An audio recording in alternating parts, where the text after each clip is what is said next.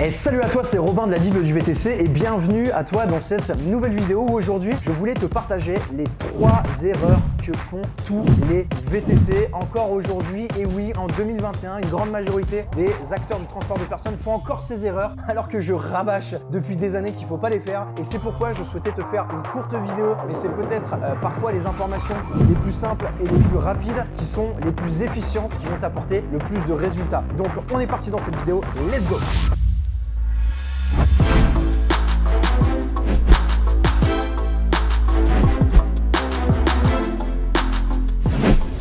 Les 3 erreurs que tous les VTC font aujourd'hui encore en 2021. Donc si tu as pour projet de te lancer dans le VTC ou alors si tu es déjà actuellement VTC, s'il te plaît, rassure-moi, dis-moi que tu ne fais pas ces erreurs ou alors si tu les fais, eh ben, il est temps de les corriger. Donc la première erreur que font tous les VTC, c'est vraiment classique ce que je vais vous dire, mais c'est bien de temps en temps de faire des piqûres de rappel. La première erreur d'un VTC va consister à, comme vous le savez, quand vous êtes VTC, vous devez acquérir un véhicule, enfin vous devez avoir un véhicule pour travailler. Et la première erreur, c'est concernant l'acquisition de ce véhicule. Aujourd'hui, vous avez plusieurs possibilités d'acquérir un véhicule, soit vous l'achetez avec votre argent, soit vous faites un crédit à la banque, soit vous faites un crédit bail, soit vous faites un leasing, ou soit vous faites tout simplement de la location courte durée, d'accord? Ou de la location longue durée, peu importe, ça dépend. Et la première erreur que font beaucoup de VTC, malheureusement encore plus de 90%, c'est qu'ils optent pour la location de véhicules. Les amis, comprenez une chose, la location courte durée, la location longue durée, les crédits bail, les leasing, c'est pas quelque chose qui est avantageux. Pourquoi? Parce que c'est un véhicule qui va vous coûter entre 1200 et 1500 euros par mois. Vous allez avoir une limite à 5000 km. Vous allez devoir déposer une caution. Vous allez être facturé à la moindre rayure. Ça veut dire que si vous voulez exploiter le véhicule plus que 5000 km, malheureusement, eh ben, vous allez être facturé au kilomètre supplémentaire. Si vous voulez rentabiliser la profitabilité potentielle de votre véhicule en mettant un deuxième chauffeur, eh ben, vous allez payer potentiellement votre véhicule 2500, 3000 euros à la fin du mois puisque vous avez un forfait fixe à 5000 km par mois, ce qui est vraiment compliqué. Donc, économiquement parlant, lorsque vous êtes dans le VTC, vous êtes entrepreneur avant tout, vous avez cette responsabilité de faire un business plan et de faire donc des estimations prévisionnelles. Ça, c'est même, on va dire, l'erreur zéro que font tous les VTC, c'est vraiment prendre le temps de travailler sur un business plan et des plans prévisionnels. J'en ai déjà parlé plusieurs fois sur cette chaîne. Je vous invite à regarder des vidéos sur la thématique. Ça vous permet tout simplement d'avoir de la clarté et d'avoir de la visibilité concernant vos prises de décision et concernant vos actions en tant qu'entrepreneur. Comment faire avant tout pour réduire ses charges? C'est la première question que vous devez vous poser en tant qu'entrepreneur. En tant que VTC, la première question que vous devez vous poser, c'est l'optimisation des charges. Qu'est-ce que je vais faire pour baisser mes coûts? Ensuite, la deuxième question va être comment je vais faire pour faire plus de chiffres? Comment je vais faire pour augmenter ma marge? Donc ça, je vais vous en parler après. Mais la première question, c'est l'optimisation des coûts, les amis. Et pour l'optimisation des coûts, le plus gros levier, le plus gros effet de levier pour réduire vos charges, ça va être concernant l'acquisition du véhicule. Donc, la plupart des VTC optent pour la location de véhicules pour la simple et bonne raison qu'elles pensent que les banques aujourd'hui ne financent pas les VTC. Et c'est en partie vrai parce que la plupart des personnes qui vont voir les banques et qui demandent un crédit arrivent les mains dans les poches, demandent des financements qui ont absolument aucun sens. Le projet n'est absolument pas travaillé, il n'y a pas de business plan, il n'y a pas de prévisionnel et finalement, c'est des refus. Maintenant, moi, ce que je peux vous dire, c'est que ça fait 6 ans que je suis dans le VTC. J'ai plusieurs sociétés, cabinets d'expertise comptable, où on accompagne tous les VTC dans la création, la comptabilité. On a une école VTC où on forme les personnes qui veulent justement avoir la carte VTC et passer l'examen VTC. Et c'est vrai que en fait, la plupart des personnes ont cette croyance limitante que les banques ne financent pas parce qu'ils n'ont pas préparé le projet. Mais si les amis, vous arrivez avec un business plan qui est bien préparé, que vous arrivez avec des plans prévisionnels, que vous arrivez avec une histoire à raconter aux banquiers, eh ben, je peux vous assurer que vous avez plus de 95% de chances d'obtenir un crédit bancaire à hauteur de 20 000 euros. Moi, je vais vous recommander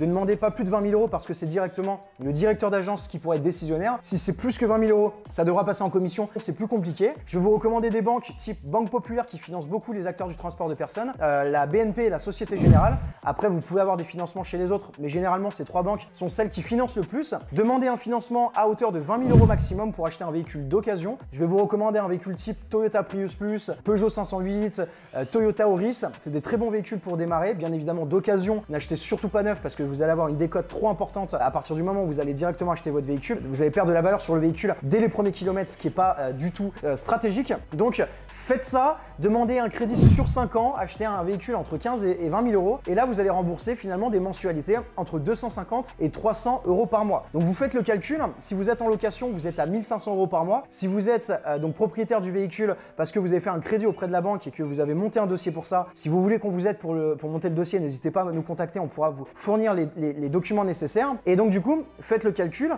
1500 euros la location versus 250 euros de remboursement de crédit, et bien forcément c'est beaucoup plus plus intéressant. 1500 € par mois, ça correspond à 18 000 € par an, les amis.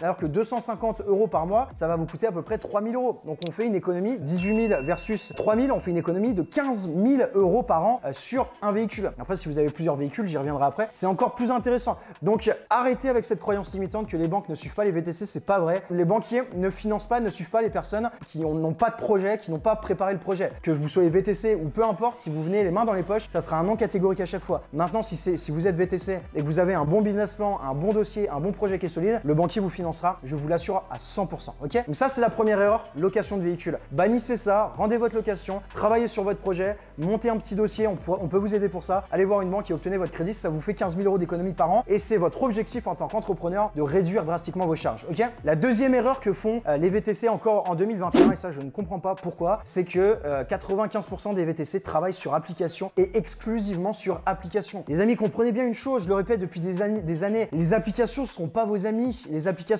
en ont rien à foutre de vous. On le sait, Uber veut remplacer les chauffeurs par des véhicules autonomes dans plusieurs années. Ils vont pas dans votre intérêt.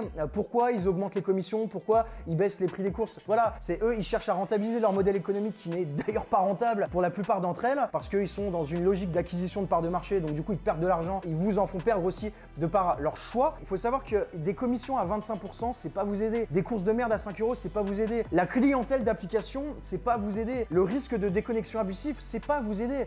Malheureusement, vous êtes, voilà, c'est de toute façon, c'est une drogue, hein, c'est des shots de dopamine. À chaque fois que vous avez une course sur votre téléphone, c'est la facilité, c'est un cercle vicieux. Mais ce cercle vicieux a un prix, et c'est que probablement, comme une grande majorité de VTC, vous allez déposer le bilan en moins de 3 ans si vous ne faites pas différemment. Donc, pour ce faire, commencez à travailler sur des stratégies alternatives pour développer votre clientèle privée. Développer un site internet, aller sur LinkedIn, contacter des entreprises pour proposer vos services à des entreprises en B2B, obtenez des contrats avec des sociétés, faites de la publicité pour avoir des courses donc via votre site internet pour votre entreprise, choisissez une niche spécifique pour pas vous positionner sur du trop généraliste. Bref, c'est pas le sujet de la vidéo, j'en ai déjà fait plein. Je vous invite à en prendre connaissance si vous êtes intéressé, mais ne travaillez pas exclusivement sur application. Il faut que les applications deviennent complémentaires et que vous travaillez avec votre clientèle privée. Si vous faites ça en étant propriétaire du véhicule plus en ayant vos clients, vous allez créer ce qu'on appelle un fonds de commerce et votre société va devenir valorisable, que vous allez pouvoir revendre. Alors que si vous êtes en location de véhicule et que vous travaillez pour les applications et les clients ne sont pas vos clients, en fait votre société vaut que dalle. Alors que si vous êtes propriétaire du véhicule et que vous êtes propriétaire des clients, c'est vos clients, c'est un fonds de commerce, ça vaut de l'argent et si vous avez envie d'arrêter un jour, vous pouvez revendre votre boîte. Donc vous gagnez de l'argent directement avec votre activité et vous gagnez de l'argent indirectement en valorisant sur le long terme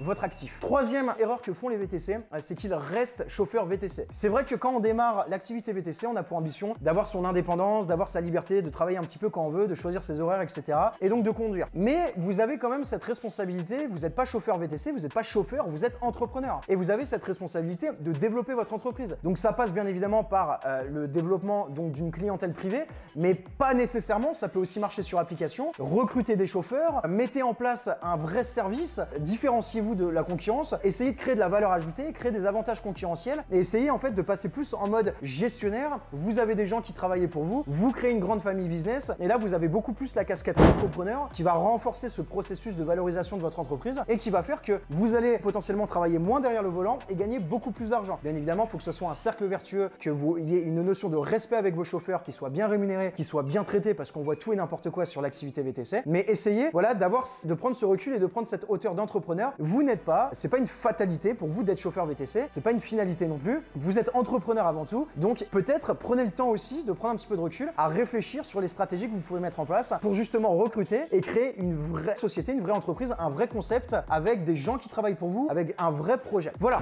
c'est les 3 erreurs aujourd'hui que font tous les VTC. J'en ai déjà parlé sur cette chaîne, mais je voulais les reprendre. Donc, si tu veux un petit peu, voilà, pousser dans le détail, si tu veux avoir les stratégies qui vont t'aider justement finalement à mettre en place les bonnes stratégies, je t'inviterai à cliquer sur le lien dans la description. Je t'ai préparé une petite formation en ligne gratuite. Bombardez-moi cette vidéo de pouces bleus. Je vous dis à très bientôt pour une prochaine vidéo. Ciao, ciao.